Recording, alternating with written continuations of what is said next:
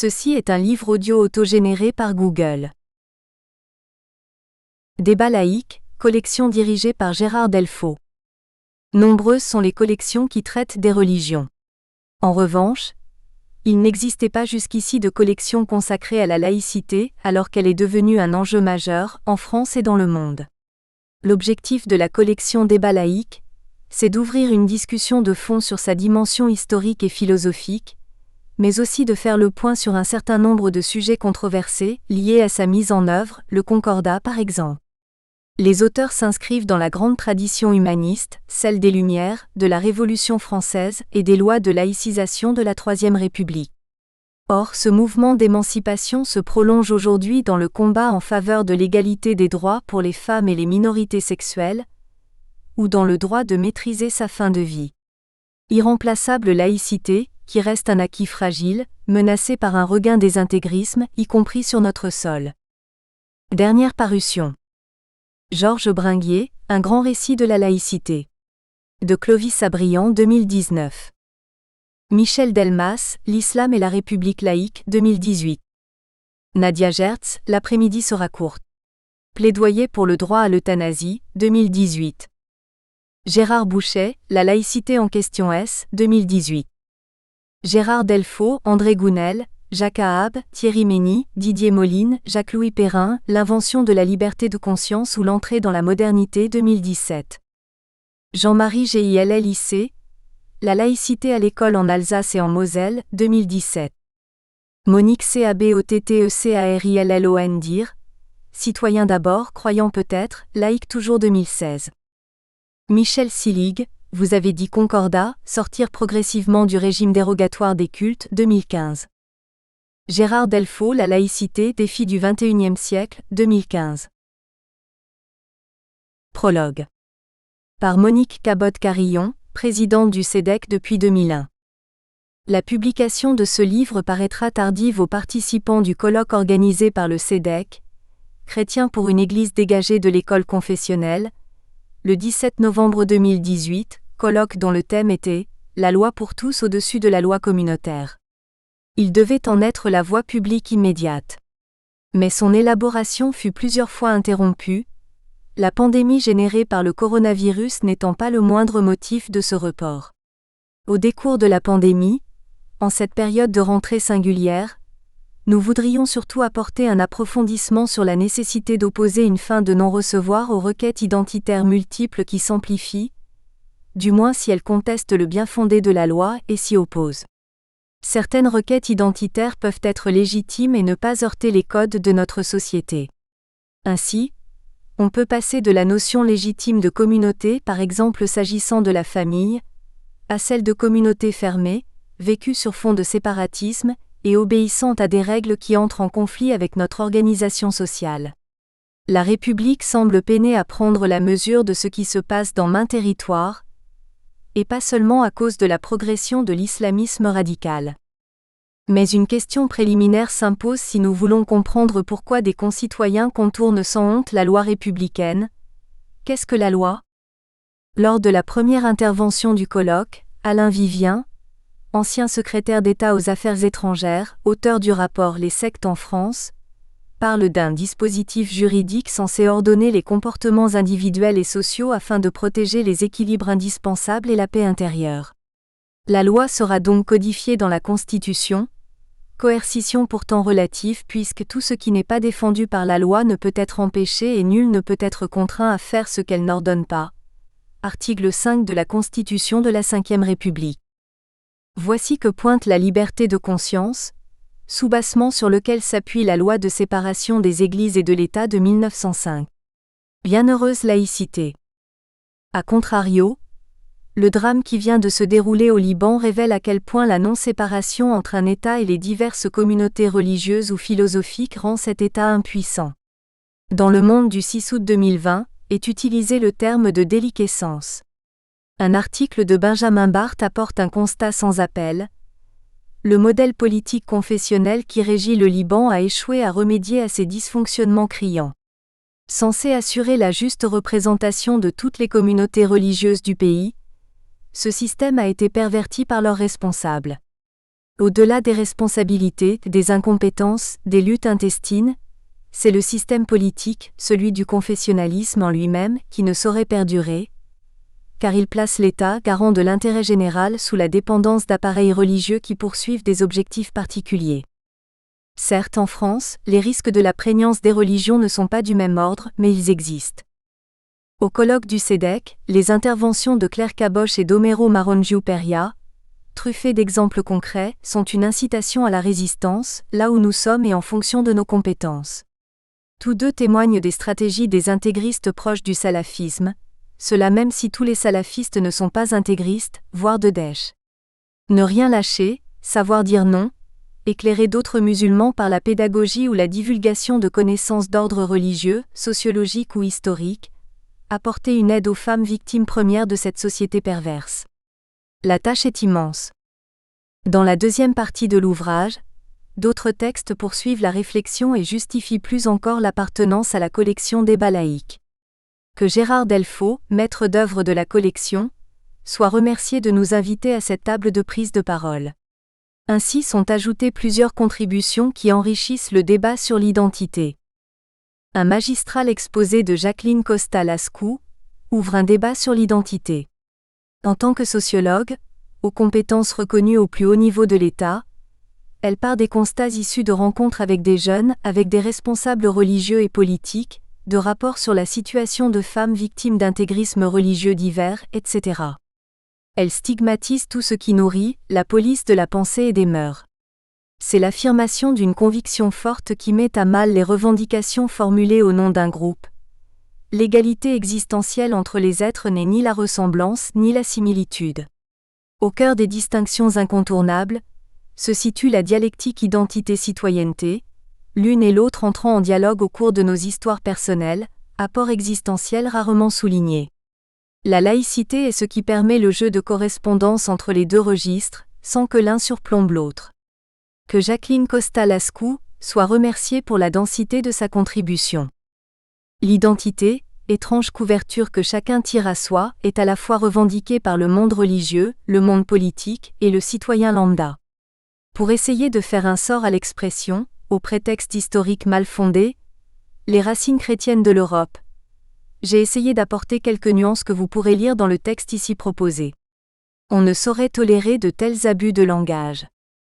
L'identité nationale devient une notion difficile à transmettre, déplorent de nombreux enseignants.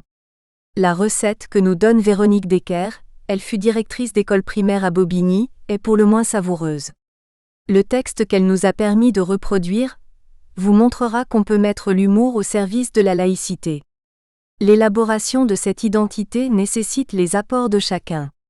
Blanquette de veau, avec un indispensable fond de bouillon hérité des générations précédentes, une cuisson commune allant du céleri à la carotte et du tendron de veau à l'oignon piqué, et dans une autre casserole, des champignons sautés au beurre, et dans une autre encore des petits oignons glacés au sucre. Mais à la fin, tout le monde saute ensemble dans le plat pour s'unifier par la sauce à la crème et au citron, avec juste un fragile jaune d'œuf qu'il ne faut pas faire cuire pour lier. La laïcité, c'est cette sauce fragile et douce, qu'on ne peut jamais recuire, et qu'il faut recommencer à chaque cuisson pour lier les éléments disparates mais qui pourtant vont si bien ensemble. Ma défense de la laïcité est indissociable du partage des carottes et des tendrons de veau entre toutes les bouches. D'un tout autre ton seront les propos de Géraldine Centraux, professeure de philosophie, car c'est celui de l'inquiétude face aux réactions des jeunes qui lui sont confiés. Des jeunes qui se sont laissés imprégner par la pensée de l'islamisme radical. L'accès à la rationalité leur échappe. Allant au cœur d'une citoyenneté qu'elle voit menacée, elle nous interpelle crûment. Comment vit-on en France entre compatriotes musulmans et non musulmans ? L'islam est-il une foi et seulement une foi ? Ou bien cette foi se décline-t-elle nécessairement, ontologiquement, dans une manière de vivre spécifique et dans une vision du monde qui lui serait propre ? Bien sûr, l'immense majorité de nos compatriotes musulmans ne souhaite rien d'autre que de vivre paisiblement avec tous. Cependant, notre principale inquiétude, ce sont les jeunes. Que pointe-t-elle du doigt ? Un seul exemple, mais si frappant, la démonstration d'un mode de pensée où le croire concurrence le savoir, s'accompagnant de références à de prétendues sciences islamiques. ou quand l'élève se trouve confronté à la découverte de la science rationnelle, et que, par une assimilation forcée de cette découverte à une formule symbolique tirée du texte sacré, il tente d'établir que le Coran le disait déjà. Ajoutons enfin que des formulations de bénédiction rituelle parsèment les copies. Les exemples cités sont multiples et l'administration semble sourde au rapport. La puissance publique renonce souvent à garantir la fidélité à ses propres valeurs. L'inquiétude est aussi de mise quand on prend conscience des comportements des racialistes, qui ramènent tous les rapports sociaux à des facteurs de race. Leur influence s'étend au sein de l'université, et elle met en cause la liberté d'opinion, au nom d'un antiracisme dévoyé. Chez ces racialistes, les requêtes identitaires s'en donnent à cœur joie. Nous ne pouvons passer sous silence les risques de rupture du tissu national, engendre que cette dérive. Nous terminerons donc cet ouvrage par un texte d'information et de mise en garde sur ce sujet. Première partie, le colloque, 17 novembre 2018. Participation, dans l'ordre des interventions.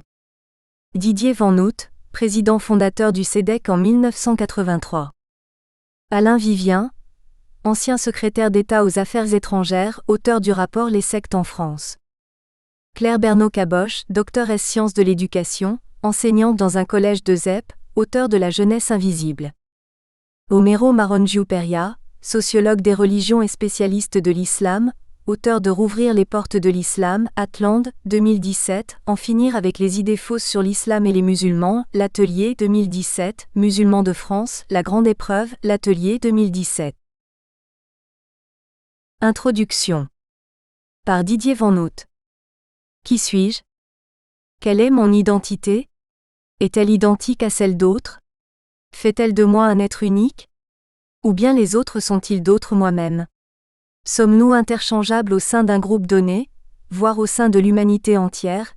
Et devons-nous nous conformer à ce groupe, c'est-à-dire prendre une forme commune, générant une appartenance définitive? Identique identité. Piège de mots qui s'opposent tout en venant du même terme latin, idem qui signifie précisément le même, l'identique. Serait-ce à dire que je n'ai d'identité que si elle est semblable à celle d'autres, et que je la perdrais en me singularisant? Pire, que toute autre identité n'a pas de sens? Rions avec Montesquieu. Ah! Ah! Monsieur est persan? C'est chose bien extraordinaire. Comment peut-on être persan? L'être persane, livre 30. Qu'est-ce donc qui construit ainsi des murs entre les êtres humains? La première cause? La religion bien sûr. Mais attention, qu'est-ce qu'une religion en jouant un peu une nouvelle fois sur les mots, sinon une organisation qui relie ses membres, dans la perspective il est vrai d'une espérance eschatologique? Les avatars des dites religions et leurs graves contraintes sont souvent fort éloignés des textes fondateurs qui, prétend-on, les justifient. 9 représentants religieux divers, parmi lesquels Rachid Benzine, le disent sans ambages. Cette violence qui est faite aux humains est permise par la violence qui est faite au texte même. Cette violence revient souvent à borner la vie de chacune et de chacun d'interdits infranchissables, d'une surveillance mutuelle qui interdit à tous d'imaginer un parcours autonome, qui stérilise toute création par l'obligatoire reproduction du même, ce que l'on abrite sous le pieux mot de tradition. Tout a déjà été dit, croit-on, dans des textes qui sont pourtant eux-mêmes des aventures humaines, et l'unique vérité imposée ne saurait être embellie du terme provisoire. Toute recherche, tout doute, toute démarche vers l'inconnu ne peuvent être que suspects dans le cadre d'une communauté refermée sur elle-même. La suspicion, parfois simplement née de l'usage d'un seul mot, conduit inexorablement à la condamnation qui peut être terrible. Et comment faire alors admettre que d'autres groupes animés d'autres convictions soient dotés du même droit de cité? Si ma vérité est la vérité unique et absolue, pourquoi d'autres vérités coexisteraient-elles? Comment trouver une quelconque harmonie dans une rivalité sans merci? Où situer la politique, au sein de l'une de ces communautés, alors devenue omnipotente, ou entre toutes les communautés en présence? Jusqu'à quel point leur laisser tous les droits qu'elles revendiquent? Et que devient le supposé citoyen, dans cette aventure différentialiste? Et la coexistence est-elle le seul choix qui s'offre à lui? Le mot liberté a-t-il alors encore un sens? Comme le dit Catherine Kinsler, ma liberté se réduit-elle à faire allégeance à des appartenances que l'association politique aurait pour fonction de faire coexister ? Et puisque nous sommes en France, posons la question de la laïcité avec elle à nouveau. Le différentialisme pose la question de savoir si une république laïque se réduit à organiser la coexistence de diversité. Du même coup, c'est la conception même de l'individu qui est affectée. L'individu est-il donc nécessairement le prisonnier d'une communauté ? N'existe-t-il qu'ainsi ? Que nous disent les textes fondateurs de la République ?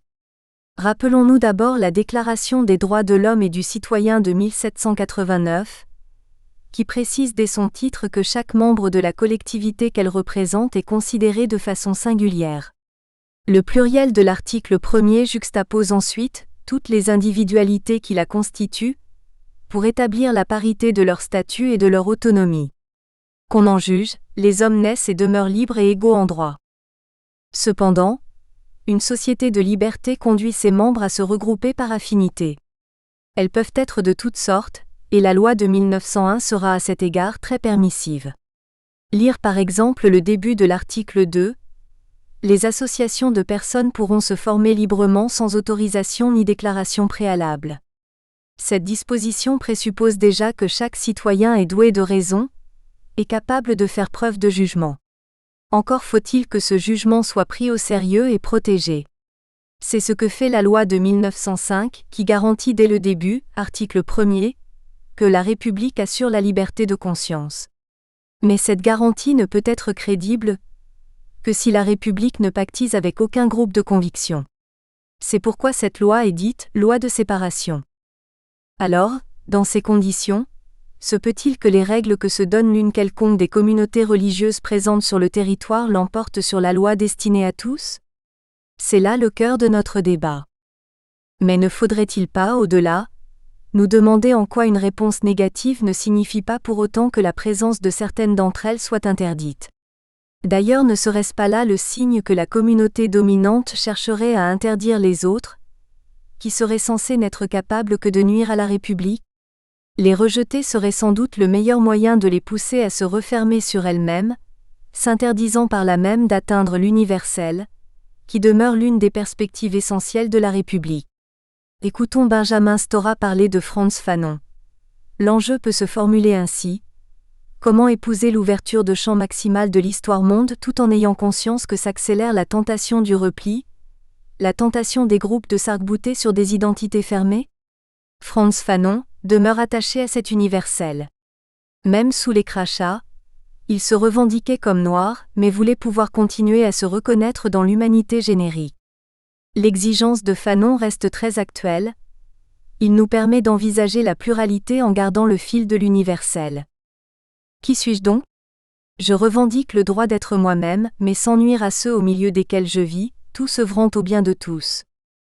Pour terminer, permettez-moi de citer les 3 derniers vers d'un poème de Robert Frost disparu il y a plus d'un demi-siècle, et même de les dire en anglais avant que je n'en dise une traduction. Le titre du poème, The Road Not Taken, la route délaissée.